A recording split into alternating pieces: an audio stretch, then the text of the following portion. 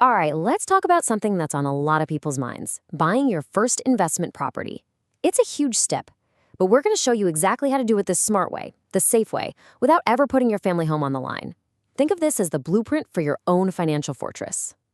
So you're ready to make the leap. That's fantastic. But here's a critical question you absolutely have to ask. Could making this exciting move accidentally put the home you already live in, your family home, at risk? For a lot of people, the answer is, shockingly, yes. But don't you worry, we're going to show you exactly how to make sure that never happens to you. Okay, so let's put some real numbers to this to make it tangible. The dream is right there. You're ready to buy a $700,000 investment property. It's a brilliant goal to have, but how you finance it, well, that changes everything. And that brings us to this big, scary-sounding term. This is the hidden trap, the number one pitfall that so many first-time investors stumble into. It's called cross-collateralization. Yeah, it's a mouthful, I know, but understanding what this means is your absolute first line of defense. So what on earth is it? Well, put simply, it's when the bank takes your family home and your shiny new investment property and kind of mushes them together as security for one giant loan. It might sound easier, maybe even convenient, but what it really means is that their financial fates are now tied together. If something goes sideways with your investment, the bank can look to your family home to cover it, and you do not want that. So just look at this, because it really boils down to two very different paths. Over on the left, you've got that risky path, where everything is tangled together in one big web. But on the right, that's the goal. That's the secure path, two totally separate, independent loans. That's the structure we're going to build. So how do we get there?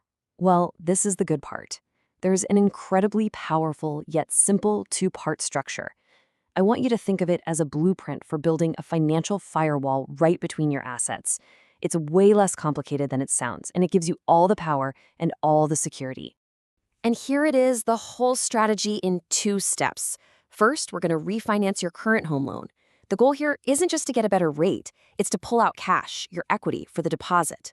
Then, step 2, we take that cash and use it to get a completely separate, brand new loan to buy the investment property. See?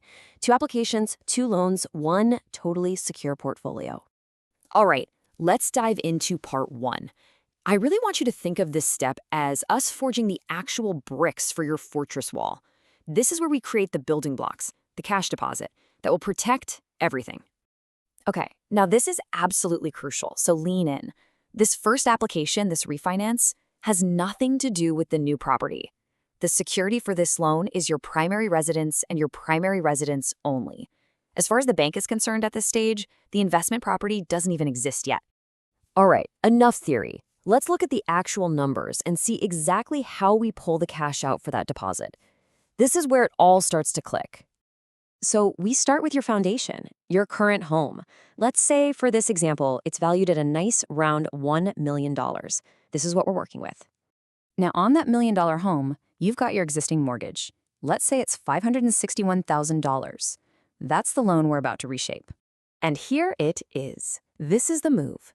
Through that simple refinance, we are releasing $200,000 of your home's equity. This cash, these are the bricks for our wall, is now sitting in your bank account, ready for deployment. So now we've got our cash, we've got our building materials. It's time to move to the second application. Think of this as us starting construction on the new property, but safely on the other side of that financial wall we just created. And this part is just so clean and simple. This is a brand new loan application to buy the investment property. We're borrowing $560,000. And here's the kicker. The only security the bank is taking for this loan is the new investment property itself. Your family home, it's not mentioned, it's not involved. It's completely protected. And of course, it's the second loan that gives us the firepower to go out and acquire our target, that $700,000 investment property.